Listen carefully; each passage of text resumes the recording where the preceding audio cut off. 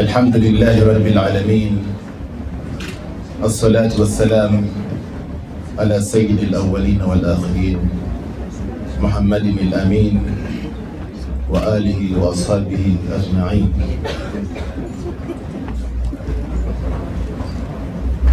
My Lord Justice Muzamil Chibedi, Excellencies, Presidents, the President of the Uganda Law Society, the incoming President of UMLAS, President Emeritus of UMLAS, my young sister, the incoming Vice President, Honorable Member of Parliament, Mwadan Kunyeji, all of you in your respective capacities, Assalamu alaikum wa rahmatullahi wa barakatuh.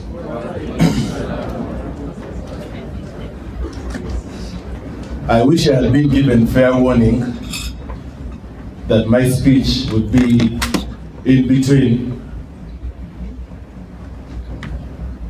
the words of wisdom of the trending president of the Uganda Law Society, in whom everyone has a lot of hope as a disruptor to effect change and dinner. So speaking right in between those two makes it very difficult for me, because I know that he took up all your concentration and now you're concentrating on what happens next. So I'll try to be brief.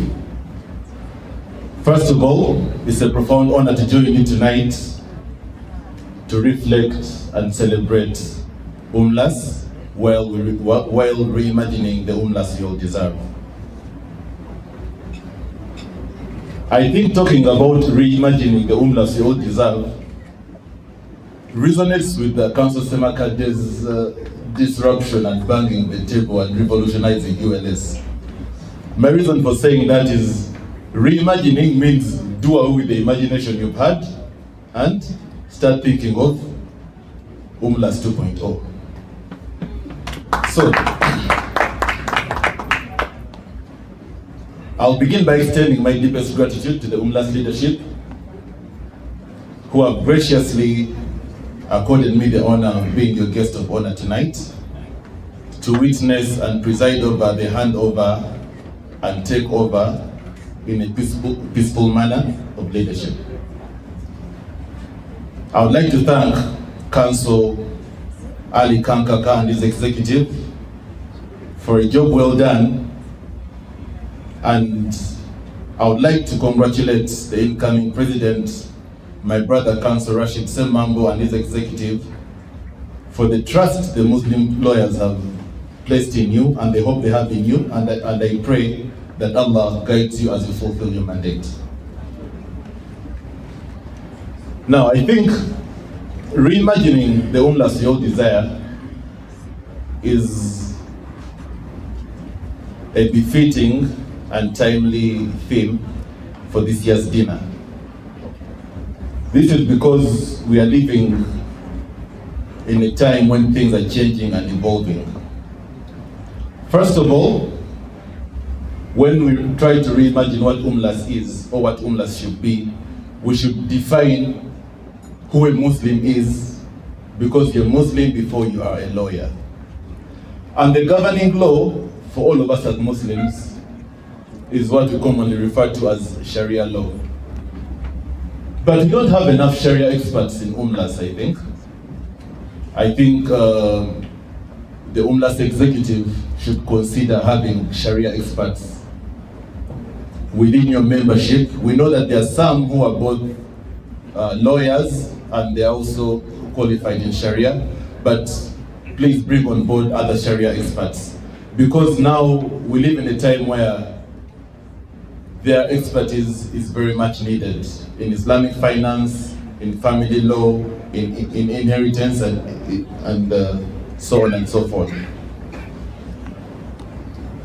And this would mean that you have to enhance, or rather elevate, the knowledge of Sharia law within at least the fraternity of Muslim lawyers.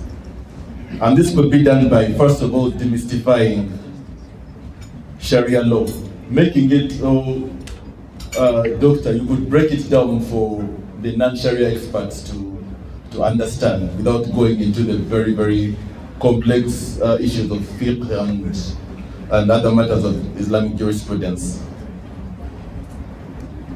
And when we all have the basic understanding of Sharia law, it will be very easy for us to seek representation in legal reform. We've had so many people advocating for Islamic banking in parliament, in other fora, but unfortunately when you ask them what Islamic banking is about, they cannot really defend it. They'll just tell you it is the financial system that does away with riba. But what is riba? When does riba apply? What are the tenets of Islamic banking? They may not really understand. So I think, Mr. President, you should try to find some initiatives of demystifying Sharia law, because even then, as we work to advocate for the operationalization of the Qadi courts, we need practitioners, but we also need the lawyers to understand the Sharia law. I think this can be done by coming up with basic Sharia education programs for lawyers in fields of finance, family law, and social justice. Reimagining the UMLAS Your Desire, I think, also talks about mobilization of resources. This could be one way or one stream of revenue where you could have these small courses and lawyers could pay to learn Sharia law. The Prophet ﷺ said, "Khairun nas afna'hum lin-nas, anfa'hum lin-nas." That the best among people is the one who is the most beneficial to them. So you'll be more beneficial when you know both the Islamic law, not in depth, basically, and of course your secular law.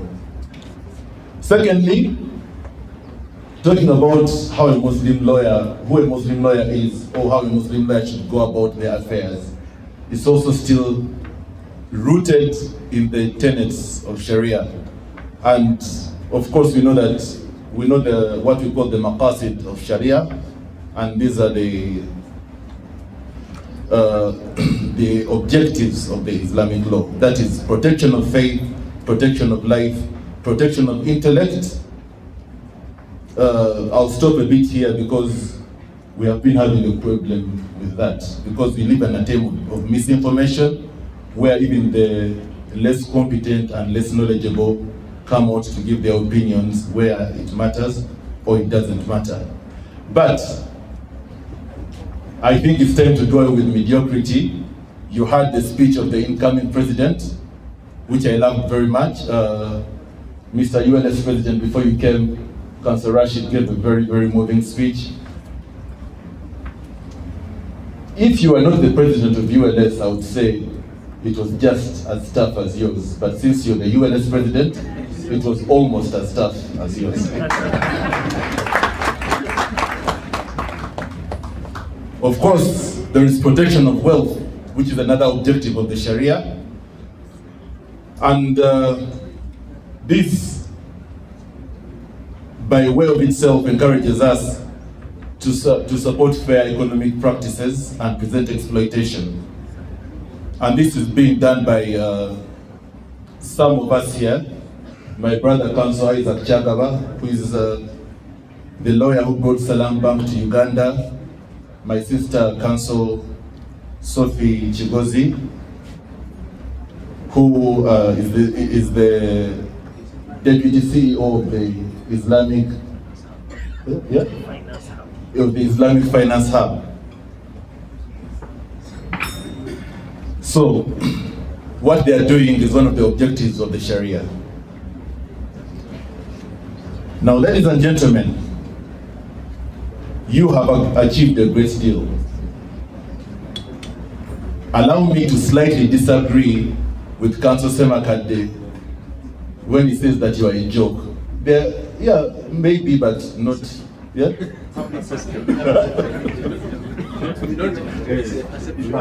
Yeah, in perception.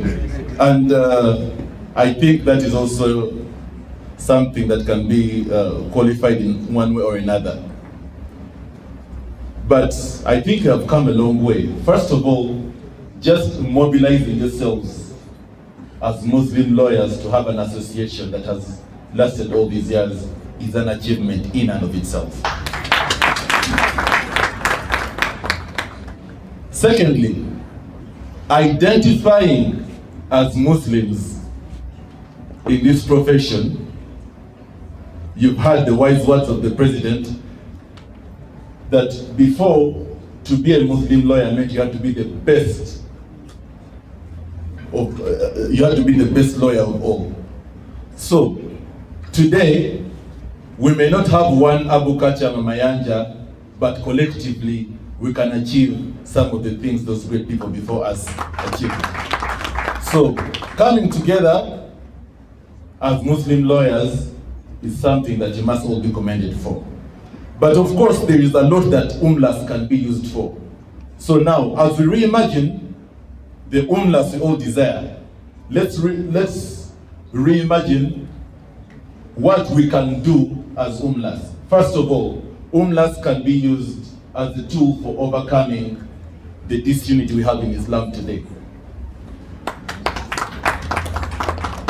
If the leaders, and I mean, if the religious leaders cannot unite for one reason or another, that may be beyond our ability to unite them.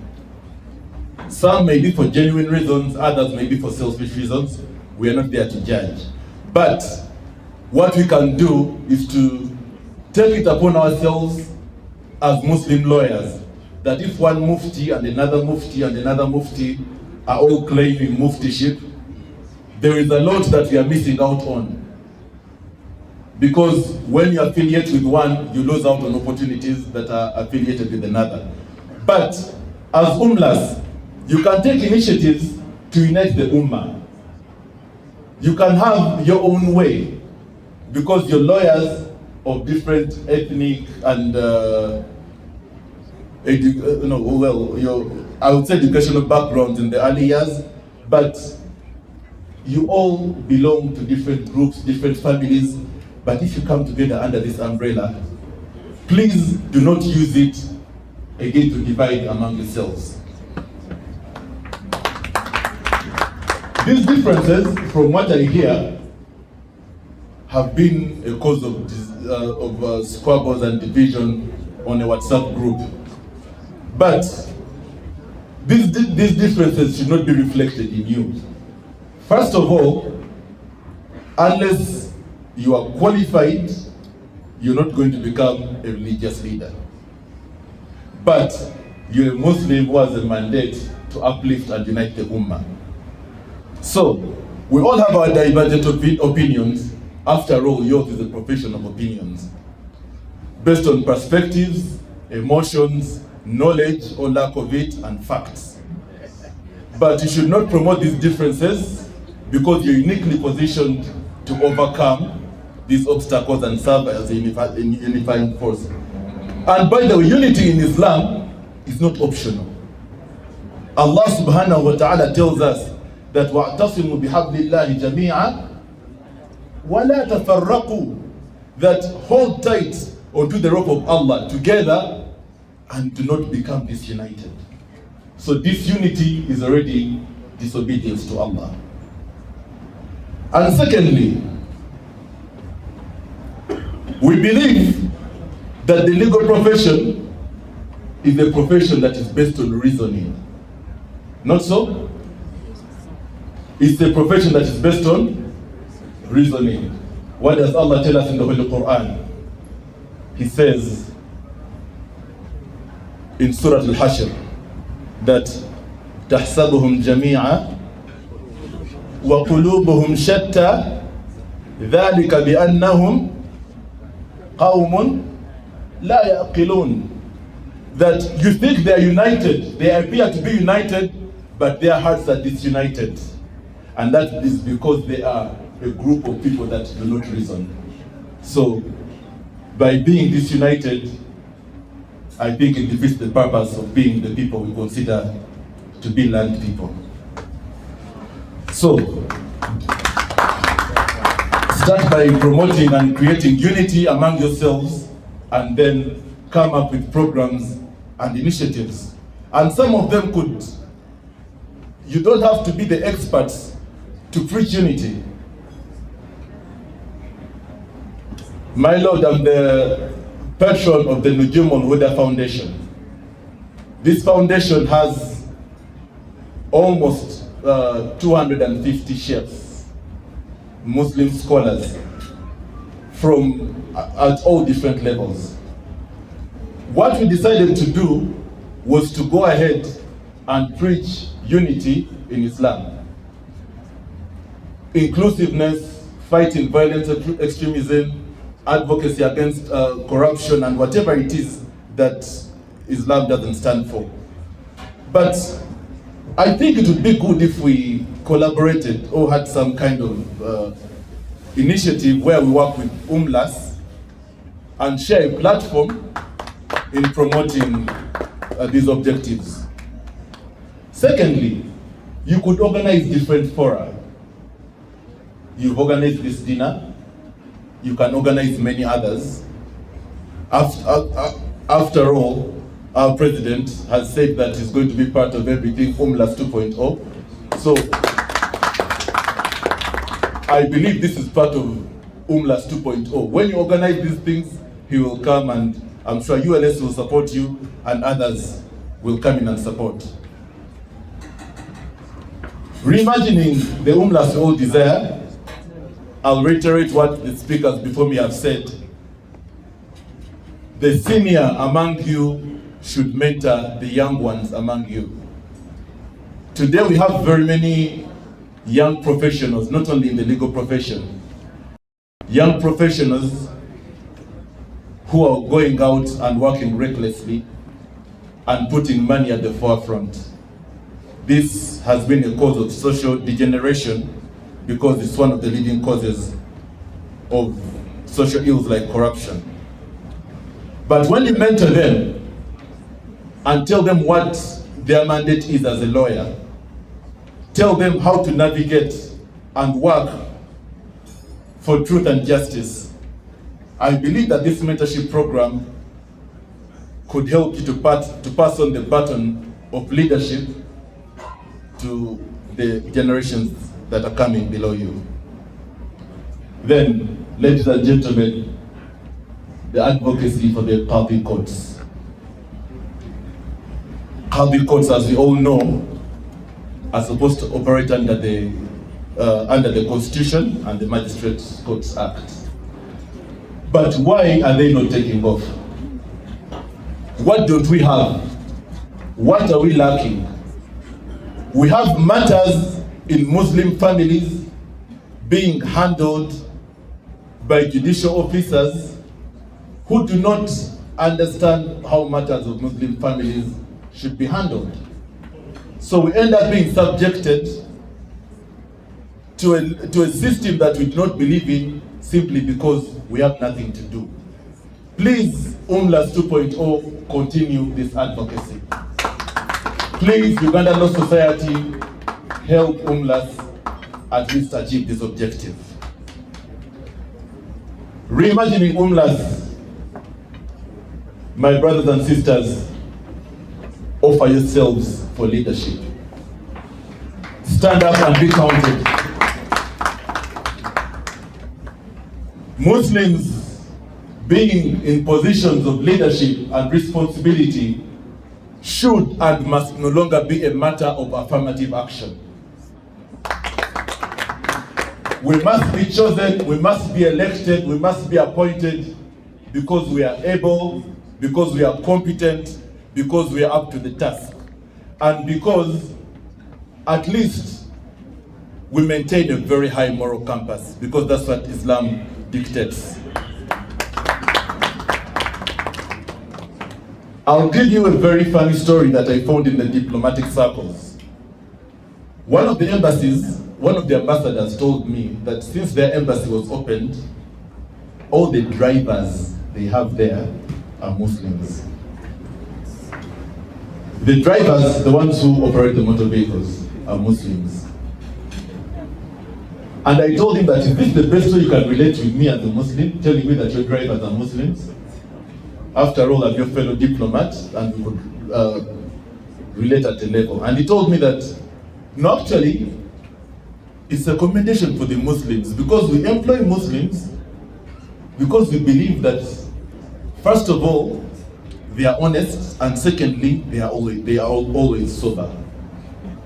So, if that can be said about the people in the semi-skilled business, then how about you, the people who are in the land profession? So, stand up and be counted.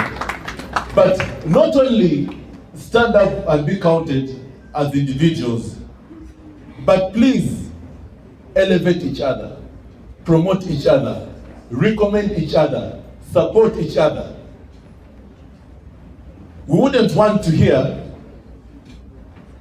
that Justice Kibedi, inshallah, as the prayer of the UMLAS president, has been appointed to a certain office that the president hoped for.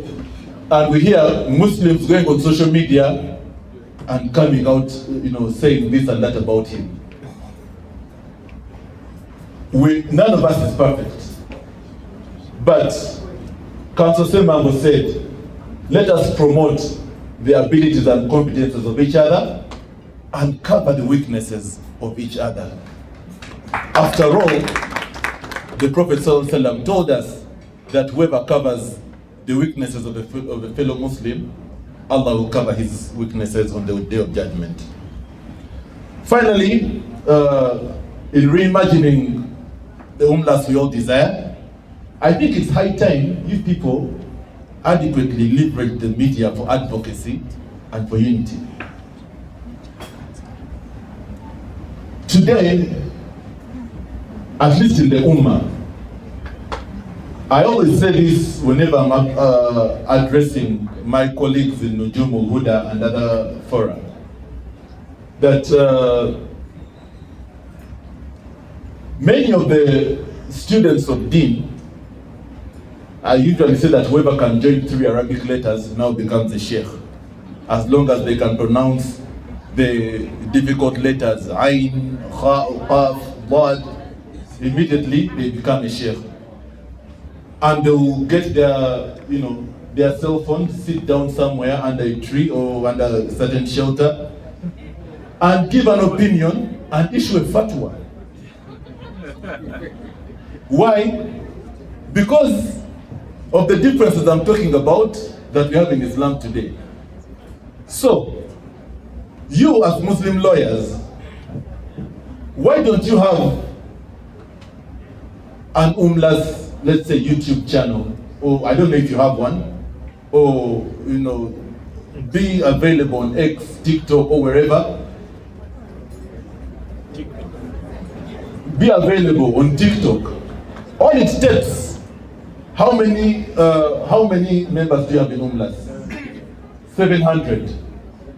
Now, 700 means that we could get a Muslim lawyer every day to teach something in the law for 30 seconds to 1 minute, a different Muslim lawyer for 2 years running without repeating.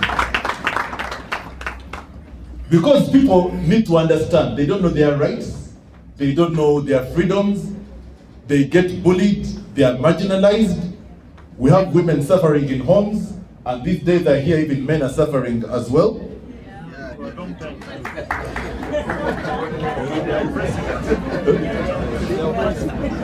But Council Semakade, you're a very good advocate for the oppressed, so maybe there'll be another forum where the men will come to you to help them with their oppression. But everyone is coming out to give. The majority of the opinions are uninformed, based on whims, fancies, emotions, relations. But when we have more than 700 members in UMLAS who can come up, don't talk about what is happening today, but talk about different things in family law, in commercial law, in whatever it is, because we need this knowledge. And by the way, the Prophet sallallahu alaihi wasallam said, it's good, I've seen the Secretary of Dawah, that ballighu anni walau ayah, that convey from me even if it's one verse. Sorry, even if it's one verse. So even you can just come and teach one thing or the other, and the Ummah will learn. So as I conclude my remarks, allow me to give you a piece of advice. Your role as Muslim lawyers, your role as UMLAS, it is not only to uphold the law, but it's also to reflect the highest standards of Islamic character and ethics. Be different. Stand out because you're different. Stand out because you're ethical. Stand out because you are a good Muslim. And you'll achieve this by these few points that I'm going to mention and conclude. The first one is amana, or integrity. At the heart of your profession is amana.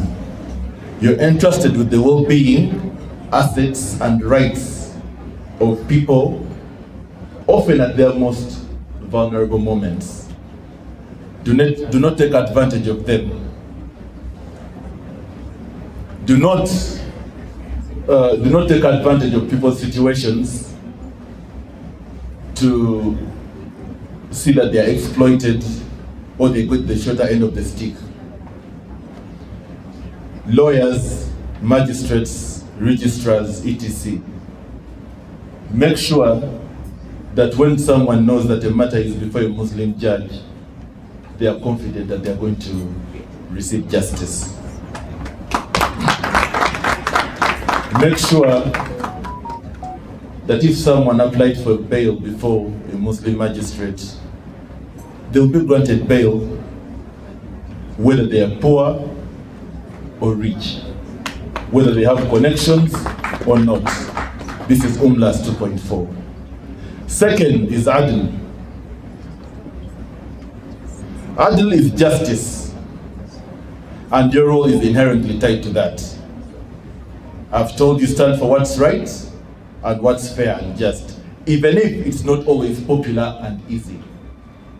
قُلِ الْحَقُّ وَلَوْ كَانَ مُرًّا. Say the truth, even if it is bitter. The third is confidentiality, sir. Guard the secrets that come before you as you execute your duties. People come to you with secrets about their health, their wealth, their marriage, whatever it is.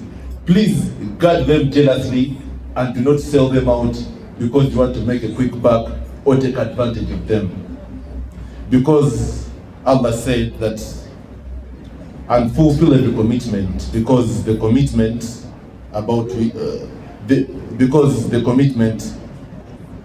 that comes about which one will be questioned.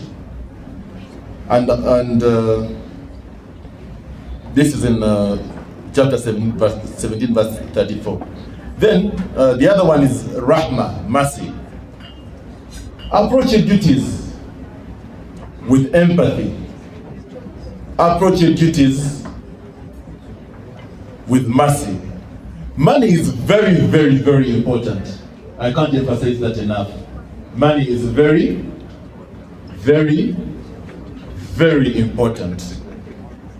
But your role to Allah and the Ummah is far much more important. So,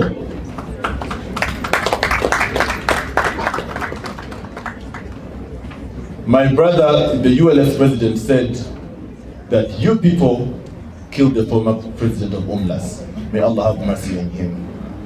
Because he probably did have confidence in some people that if a poor widow was sent to him, or if they sent a poor widow to them, they would give him feedback. Probably because this widow may not have money for legal representation.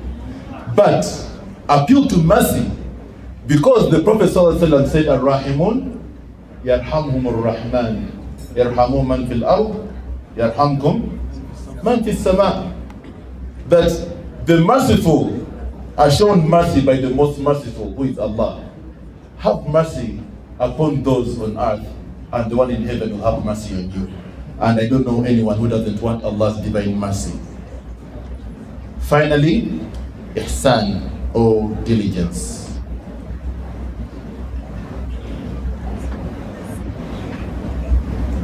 The Prophet ﷺ said, Inna Allah yuhibbu idha amila ahadukum amalan an yutqinahu. That indeed Allah loves that when anyone does a job, they do it perfectly. You had testimonies about Justice Muzamil Chibedi, a living example of doing their work perfectly. You had the testimony about my sister Zahra. That's executing your duties perfectly. As a Muslim lawyer, be different by doing your work perfectly. You had your president here saying that there are matters that come to him and he says, it's before who? That judge, we shall confuse him. That who wrote that notice, don't worry, you go back, we shall handle this. But then there are others where you have a sleepless night saying that by the time this person has come out in this matter, it must be very, very well researched. So, make sure that you execute your duties with diligence. And finally, at-tawadu, humility. When we are banging the table, we should do it still with humility. When you're banging the table, remember that we are Muslims, so we should do it with humility. If you're banging the table, bang only the table, but not the people sitting around the table. So, because after all, now we have discovered that maybe the table is the problem.